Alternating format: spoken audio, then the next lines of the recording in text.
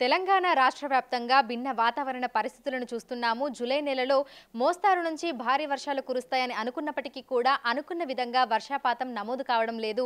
ఇక ఉదయం సమయం నుంచి మేఘావృతమైనటువంటి ఆకాశం ఉన్నప్పటికీ కూడా మధ్యాహ్న సమయంలో మళ్ళీ ఎండ ఉక్కపోత వాతావరణం కూడా ఉంటుంది. అయితే ఎందుకు ఈ విధంగా వాతావరణ పరిస్థితులు ఉంటున్నాయి? రాబోయే రోజుల్లో ఏ విధంగా ఉండొచ్చు? వర్షాలు కురుస్తాయా? ఎలా ఉంటుంది? ఏంటి అనే పూర్తి వివరాలను తెలుసుకుందాము.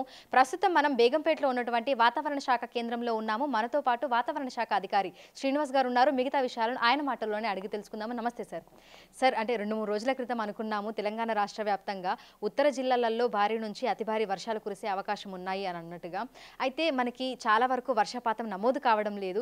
ఎందుకు ఈ విధంగా పరిస్థితులు మారుతున్నాయి అంటారు?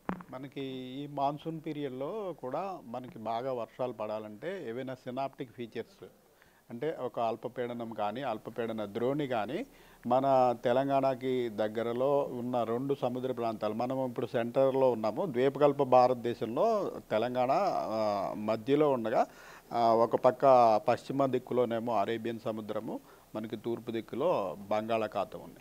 ఈ రెండిటి దగ్గరలో ఏదైనా అల్పపీడనం కానీ ఏర్పడి ఒక్కొక్కప్పుడు ఏమవుతుందంటే మనకి ఈ అరేబియన్ సముద్రంలో అల్పపీడనము, అలాగే బంగాళాఖాతంలో అల్పపీడనము ఏర్పడి ఈ రెండింటి మధ్యన ద్రోణి తెలంగాణ మీదుగా పోతూ ఉంటుంది. అట్లా పోయినప్పుడు విస్తృతంగా వర్షాలు పడతాయి.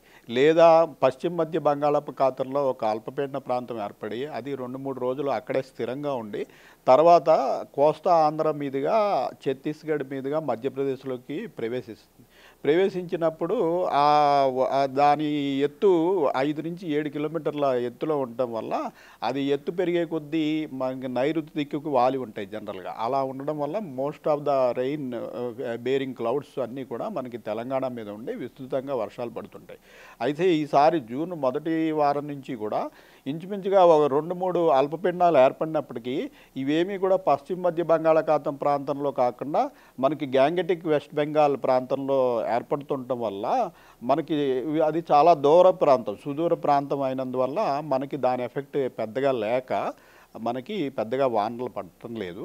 అయితే మాన్సూన్ యాక్టివ్గానే ఉండి మనకి ఉత్తర భారతదేశంలో విస్తృతంగా రెయిన్స్ పడుతున్నాయి. ఈ ఈశాన్య రాష్ట్రాలు, గ్యాంగెటిక్ వెస్ట్ బెంగాల్ ఆ ప్రాంతంలో వర్షాలు పడుతున్నాయి. అలాగే పశ్చిమ తీరంలోని రాష్ట్రాలు కూడా వర్షం పడుతున్నాయి.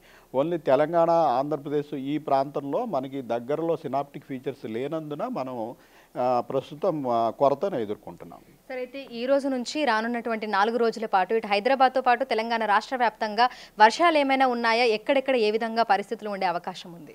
మనకి ఈరోజు ముఖ్యంగా ఉత్తర తెలంగాణలోని ఒక 2 జిల్లాలు, ఆదిలాబాదు, కొమరంభీం, ఈ 2 జిల్లాలకి భారీ వర్ష సూచన చేయడం జరిగింది.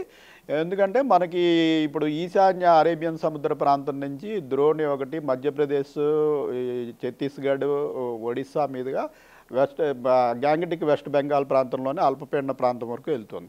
ఇది ఉత్తర తెలంగాణలోని జిల్లాలకి కొద్దిగా దగ్గరగా ఉండటం వల్ల ఆ ప్రాంతంలో కొంచెం మాన్సూన్ యాక్టివ్ అయ్యే అవకాశం ఉంది.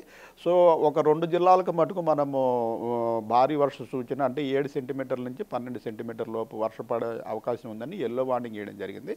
మిగిలిన అన్ని జిల్లాల్లోనూ కూడా చెదురుమదురు వర్షాలు 1 నుంచి 2 సెంటీమీటర్లు, 2 నుంచి 3 సెంటీమీటర్ల వర్షపాతమే ఉండే అవకాశం ఉంది. Thank you sir, thank you.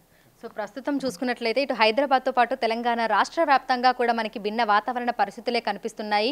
అయితే ఉత్తర తెలంగాణలోని 2 జిల్లాలలో ఆదిలాబాద్, కొమరంభీం, ఆసిఫాబాద్ జిల్లాల్లో ఈ రోజు భారీ వర్షాలు కురిసే అవకాశం ఉన్నట్లుగా కూడా వాతావరణ శాఖ అధికారులు అంచనా వేస్తున్నారు. ఈ నేపథ్యంలోనే ఎల్లో అలర్ట్స్ని కూడా జారీ చేశారు. ఇక తెలంగాణ రాష్ట్ర వ్యాప్తంగా మిగతా అన్ని జిల్లాలలో కూడా మనకు చెదురుముదురుగా వర్షాలు కురిసే అవకాశం ఉన్నట్లుగా తెలుపుతున్నారు. దీంతో పాటుగా ఈదురుగాలుల ప్రభావం కూడా అత్యధికంగానే ఉంటుందని తెలుపుతున్నారు. ఇప్పుడు సంజుతో అంజుమ, బిగ్ టీవీ, హైదరాబాద్.